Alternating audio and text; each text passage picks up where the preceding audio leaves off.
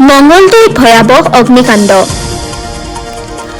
মঙ্গলদৈ সমষ্টিৰ অন্তৰ্গত মোৱামাৰী চাপৰিৰ দক্ষিণ বাঘপৰীত অগ্নিকাণ্ড। বাঘপৰীৰ আজিজুল হকৰ ঘৰত জুই সূত্ৰপাত হৈ ভস্মীভূত হয় বহুকেইটা পৰিয়ালৰ লগতে পশুধন।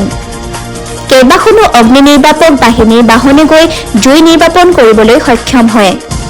অগ্নিকাণ্ডত 16টা কেঁচা ঘৰ, 15টাকৈ পশুধন, বাইক 4খন, ছাগলী 7টা জুইত জাহ যায়।